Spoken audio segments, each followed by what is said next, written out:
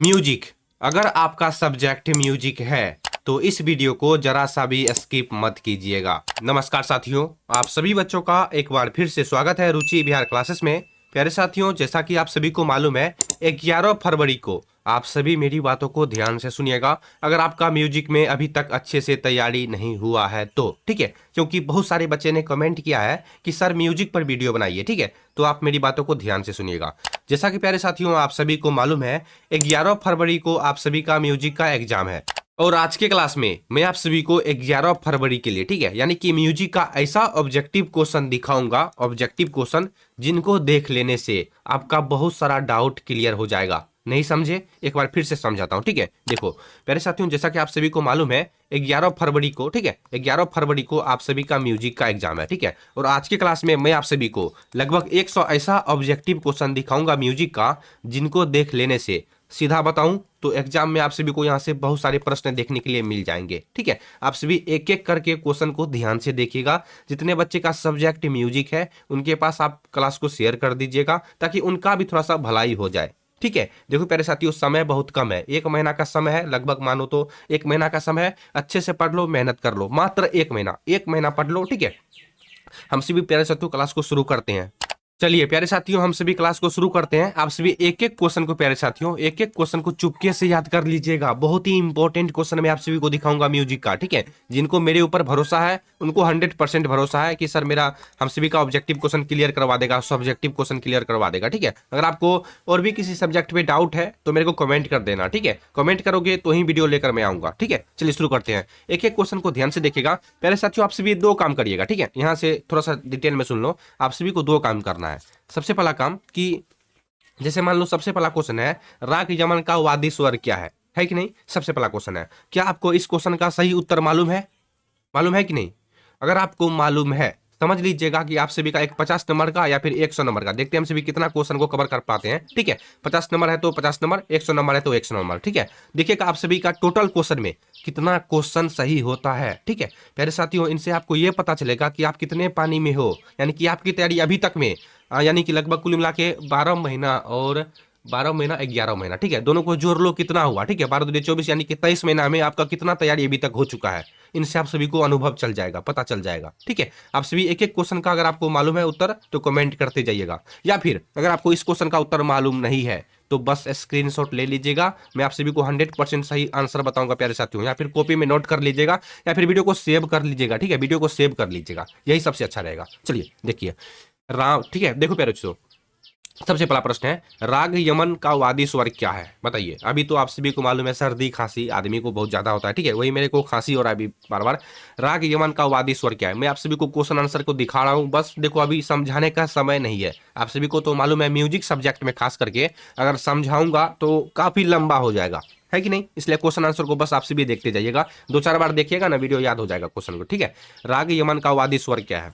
बताइए। देखो राग यमन का वादी स्वर प्यारे बच्चों गंधार है। ठीक है, या जो गौ लिखा हुआ है ना, गौ यानी कि गंधार होता है। ठीक है, राग यमन का वादी स्वर क्या है? तो आपसे भी याद रखिएगा, ऑप्शन नंबर बी सही आंसर है। ठीक है, याद रखिएगा, ऑप्शन नंबर बी सही आंसर है। राग यमन का वादी स्वर क्या है? गौ। ठीक है, याद हो गया आप सभी को? राग यमन का वादी स्वर क्या है? तो गौ है। ठीक है, जिसे हम सभी गंधार बोलते हैं। यहाँ देखो गंधार लिखा हुआ है। ठीक है, मैं पेन का कलर व्हाइट कर लेता हूँ। ठीक है, 1 मिनट। चलिए 2 नंबर में संगीत, देखो प्यारे साथियों क्या लिखा हुआ है, संगीत रत्नाकर, संगीत रत्नाकर ग्रंथ के रचनाकार कौन है? संगीत रत्नाकर, संगीत रत्नाकर ग्रंथ के रचनाकार कौन है? बताइए। बहुत सारे बच्चे को नहीं मालूम होगा। ठीक है, लगभग अगर आप सभी 100 ऑब्जेक्टिव क्वेश्चन में 20 भी क्वेश्चन का सही जवाब दे दिए तो समझ जाइएगा कि आपका तैयारी लगभग हो चुका है, 70% हो चुका है, 70%। ठीक है, अगर आप सभी 20 क्वेश्चन का भी सही जवाब दे दिए तो ठीक है, क्योंकि ये सभी क्वेश्चन नया क्वेश्चन है, नया न्यू। ठीक है, ये सभी क्वेश्चन प्यारे साथियों न्यू क्वेश्चन है 2024 बोर्ड एग्जाम के लिए, यानी कि 11 फरवरी के लिए। ठीक है, बहुत सारे ये सब क्वेश्चन देखे भी नहीं होंगे बहुत सारे बच्चे। संगीत रत्नाकर ग्रंथ के रचनाकार कौन है? तो आप सभी याद रखिएगा, option number A right answer है, पंडित सारंगदेव। ठीक है, option number A right answer है। संगीत रत्नाकर ग्रंथ के रचनाकार कौन है? तो पंडित सारंगदेव। ठीक है, 3 नंबर में ताल रूपक, ताल यानी कि रूपक में कितनी मात्राएं होती है? क्वेश्चन आंसर को ध्यान से देखते जाओ बस, और मेरे को कुछ नहीं चाहिए, हाँ एक चीज चाहिए, एक लाइक चाहिए। ठीक है, एक लाइक कर दीजिएगा। ठीक है, चलिए ताल रूपक में कितनी मात्राएं होती है? ध्यान से देखो, और 2026 में यानी कि 11 फरवरी को आपको ऐसा ही क्वेश्चन देखने के लिए मिलेगा भाई, ठीक है। बताइए ताल रूपक में कितनी मात्राएं होती है? तो 3 का सही जवाब जितने भी बच्चे बता रहे हो ऑप्शन नंबर सी, सबका राइट आंसर है 7, ठीक है। ताल रूपक में कितनी मात्राएं होती है? 7, ठीक है। चलिए 4 नंबर, पंडित हरिप्रसाद चौरसिया किस वाद्य यंत्र के लिए प्रसिद्ध है? पंडित हरिप्रसाद चौरसिया किस वाद्य यंत्र के लिए प्रसिद्ध है? गहनाई, सितार, या फिर तबला, या फिर बांसुरी? बताइए पंडित हरिप्रसाद चौरसिया जो है किस वाद्य यंत्र के लिए प्रसिद्ध है? वाद्य यंत्र के लिए, बताइए। 4 का राइट आंसर जी, ऑप्शन नंबर डी बांसुरी होगा प्यारे साथियों, ठीक है। ये सब क्वेश्चन 100% पूछा जाएगा आप सभी को, गारंटी लेता हूं मैं, ठीक है। 4 का right answer option number D हो जाएंगे। चलिए आप सभी क्या बोलते हैं उनको, व्हाट्सअप स्टेटस, हाँ इंस्टाग्राम स्टोरी, स्टोरी लगा लीजिएगा, ठीक है। किसी बच्चे का भलाई हो जाएगा। चलिए किस राग में, ठीक है। मैंने देखा था कि लगभग मैंने हिंदी, इनसे पहले जो लगभग हिस्ट्री का वीडियो आया था, उसके बाद हिंदी का वीडियो आया था, ठीक है। एक बच्चे ने कमेंट किया था, यादव नाम से कुछ लिखा हुआ था उस बच्चे का आईडी का नाम, ठीक है। लगभग सर मेरा 46 क्वेश्चन सही हुआ 50 क्वेश्चन में, ठीक है। तो मैं आपसे रिक्वेस्ट करना चाहूंगा, आप मेरे को इंस्टाग्राम पे जाके फॉलो कर लो। अगर डीएम कर दोगे, मैसेज कर दोगे, तो आपको 50 रुपया का पे कर दिया जाएगा, ठीक है। ये मेरा वादा है। चलिए कहाँ थे हम सभी, देखो प्यारे साथियों क्वेश्चन क्या 5 नंबर में, किस राग में दोनों, ठीक है, किस राग में दोनों म मध्यम का प्रयोग किया जाता है? बताइए किस राग में दोनों म यानी कि मध्यम का प्रयोग किया जाता है? तो 5 का right answer option number B, Bihag, ठीक है। ऑप्शन नंबर बी हो जाएंगे। क्वेश्चन को देख लिए, किस राग में दोनों म यानी मध्यम का प्रयोग किया जाता है? तो बिहाग, ठीक है। चलिए ध्रुपद, ध्रुपद गायकी के साथ कौन सा वाद्य बजाया जाता है? ध्रुपद गायकी के साथ कौन सा वाद्य बजाया जाता है? बताइए। 6 का right answer option number B होगा पखावज, ठीक है। ऑप्शन नंबर बी सही आंसर है। 6 का right answer option number B पखावज, ठीक है। चलिए एक सप्तक में कुल कितने स्वर शुद्ध और विकृत मिलाकर होते हैं? बताइए एक सप्तक में कुल कितने स्वर यानी कि शुद्ध और विकृत मिलाकर होते हैं? 7, 12, 22 या फिर 14? तो 7 का right answer option number B होगा 12, ठीक है। याद रखिएगा 7 का सही आंसर ऑप्शन नंबर बी हो जाएंगे, ठीक है। चलिए 8 नंबर में देखते हैं, राग भैरव का गायन समय क्या है? राग भैरव का प्यारे साथियों गायन समय क्या है? सायंकाल में, सायंकाल में, या फिर रात्रि में, या फिर प्रातः काल में, या फिर दोपहर में? बताइए। तो 8 का right answer option number C प्रातः काल में, ठीक है। याद रखिएगा राग भैरव का गायन काल क्या है, राग भैरव को कब गाया जाता है? तो आपसे याद रखिएगा प्रातः काल में गाया जाता है, ठीक है। 9 नंबर में झपत क्या लिखा हुआ है, झपताल में कुल कितने विभाग होते हैं? विभाग होते हैं झपताल में कुल कितने विभाग होते हैं? 2, 4, 3 या फिर 5? ये सभी क्वेश्चन 11 फरवरी के लिए इंपॉर्टेंट है, ठीक है। झपताल में कुल कितने विभाग होते हैं? तो आपसे भी याद रखिएगा ऑप्शन नंबर बी 4 होते हैं, ठीक है। ऑप्शन नंबर बी हो जाएंगे, ध्यान से देख लो, ठीक है। झपताल में कुल कितने भाग होते हैं? तो 4 होते हैं। 10 उस्ताद बिस्मिल्लाह खां को किस नागरिक सम्मान से नवाजा गया? उस्ताद बिस्मिल्लाह खां को किस नागरिक सम्मान से नवाजा गया? बताइए बताइए बताइए अगर आपको मालूम है तो, ठीक है। चलिए ऑप्शन नंबर सी प्यारे बच्चों भारत रत्न, ठीक है। अगर आपको नहीं मालूम है इस क्वेश्चन का सही आंसर तो कमेंट कर लो, सॉरी कमेंट नहीं, स्क्रीनशॉट ले लो, या फिर इस वीडियो को सेव कर लो, या फिर कॉपी में नोट कर लो और अपने दोस्तों के साथ क्लास को शेयर कर लो, ठीक है। उस बाद बिस्मिल्लाह खां को किस नागरिक सम्मान से नवाजा गया था? तो भारत रत्न, ठीक है। चलिए 11 नंबर में, राग भीम पलासी का ठाट क्या है? राग, ध्यान से देखो क्वेश्चन को, ध्यान से देखोगे तभी याद होगा। अभी समझने का समय बिल्कुल नहीं है प्यारे साथियों। अभी क्वेश्चन को समझो मत, क्वेश्चन आंसर को समझो मत, बस दिमाग में फिट कर लो सर ये बताए थे इस क्वेश्चन का सही आंसर, ठीक है। क्योंकि अभी समझने का समय में तो आपसे भी समझे नहीं, अभी बोल रहे हो समझाने के लिए, समय बहुत कम है प्यारे साथियों। अभी क्वेश्चन आंसर को याद करो, ठीक है। राग भीम पलासी का ठाट क्या है? बताइए। तो 11 का सही आंसर ऑप्शन नंबर डी होगा काफी, ठीक है। ऑप्शन नंबर डी सही आंसर है। अब 12 नंबर में ताल दादरा, ठीक है। ताल दादरा में कितनी मात्राएं होती है? 12 नंबर में प्रश्न है ताल दादरा में कितनी मात्राएं होती है? तो 12 का सही आंसर ऑप्शन नंबर बी 6, ठीक है। 6 होगा ऑप्शन नंबर बी। 13 नंबर में नाद के कितने प्रकार होते हैं? नाद के कुल मिलाकर के 2 प्रकार होते हैं प्यारे साथियों, ठीक है। ऑप्शन नंबर ये राइट आंसर है। नाद के कितने प्रकार होते हैं? 2 प्रकार होते हैं, ठीक है। चलिए 13 नंबर का प्रश्न याद हो गया। 14 नंबर में अमीर खुसरो को किस वाद्य यंत्र का आविष्कारक माना जाता है? ठीक है, अमीर खुसरो को किस वाद्य यंत्र का आविष्कारक माना जाता है? सितारा यानी कि तबला प्यारे साथियों, ठीक है। ऑप्शन नंबर बी सही आंसर है, ठीक है। अमीर खुसरो ने सितारा यानी जिसे हम सभी तबला बोलते हैं गांव घर में, ठीक है, तबला आपसे भी सुने भी होंगे, ठीक है, तबला बजाते हुए आपसे भी देखे भी होंगे, ठीक है। इनका आविष्कारक कौन है? तो अमीर खुसरो है, ठीक है। तो 14 का सही आंसर ऑप्शन नंबर बी। 15 नंबर में राग काफी का वादा नहीं वादी लिखा हुआ है, ठीक है। राग काफी का वादी स्वर क्या है? तो 15 का सही जवाब है ऑप्शन नंबर सी प, ठीक है। ऑप्शन नंबर सी याद हो जाएंगे आप सभी को, ठीक है। राग काफी का वादी स्वर क्या है प्यारे साथियों? प है, ठीक है। तानसेन का वास्तविक नाम क्या था? तानसेन का मकबरा आपसे भी सुने होंगे, ठीक है। तानसेन का वास्तविक नाम क्या था, तो आपसे भी याद रखिएगा प्यारे साथियों, क्या याद रखिएगा। 16 का सही आंसर ऑप्शन नंबर ए होगा राम घनु पांडे, ठीक है। Option number A right answer है। तानसेन का वास्तविक नाम क्या था, तो राम घनु पांडे। 11 17 सॉरी 16 नंबर का याद हो गया आप सभी को। Option number A. 17 नंबर में ताल, एक ताल में कितनी तालियां होती है। ताल यानी कि एक ताल में कितनी तालियां होती है, तो 17 का सही आंसर होगा ऑप्शन नंबर सी 4 होती है, ठीक है। याद रखिएगा 17 का right answer option number C. 18 नंबर में राग आवासरी, ठीक है। आवासरी का वादी स्वर क्या है। राग आसावड़ी, आसावाड़ी लिखा हुआ है, खैर कोई बात नहीं। राग आसावड़ी का वादी स्वर क्या है। प घ क ख ग घ जो लिखा हुआ है, ठीक है। रे ग, बताइए क्या होगा सही आंसर।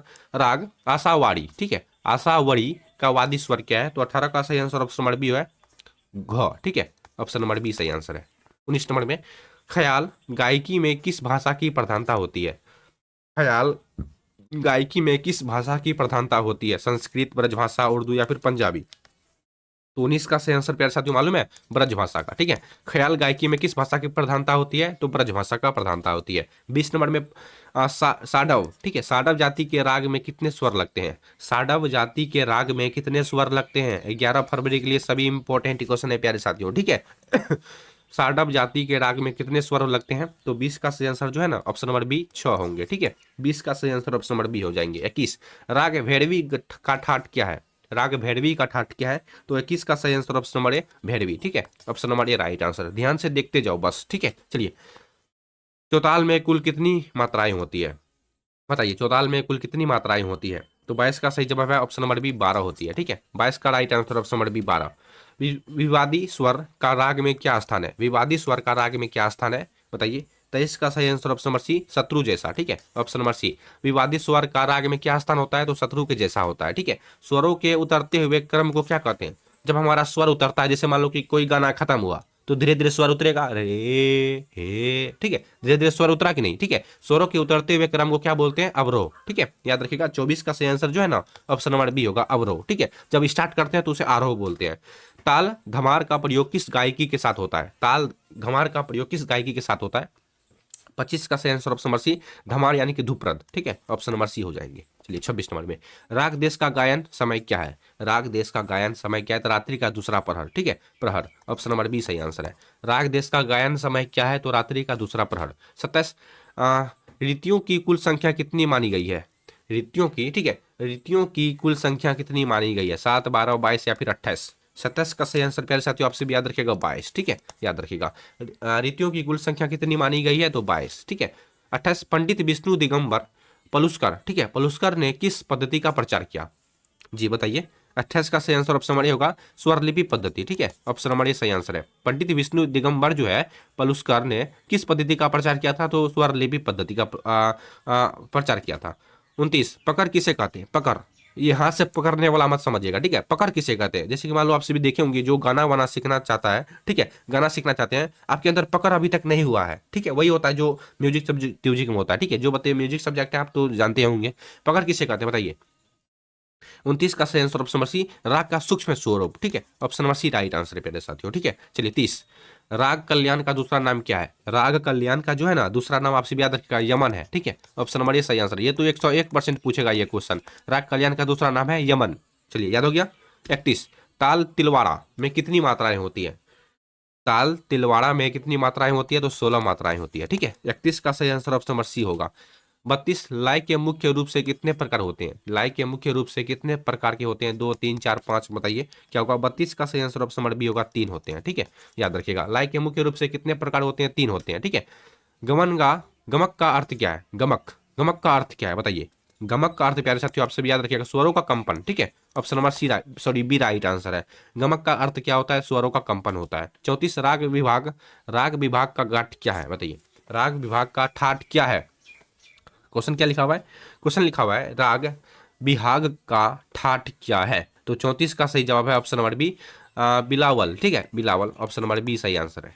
35 नंबर में ताल झपताल की पहली मात्रा पर क्या होता है। ताल झपताल की पहली मात्रा पर क्या होता है, तो ताली होता है यानी कि सम होता है, ठीक है। ऑप्शन नंबर बी सही आंसर है। अगर आपको एग्जाम में सिर्फ सम ऑप्शन में दिखाई दे तो सम में टिक मार दीजिएगा, अगर ताली दिखाई दे तो ताली में टिक मार दीजिएगा, ठीक है। ये तो मैंने समझाने के लिए आपको लिखा था ताली, ठीक है।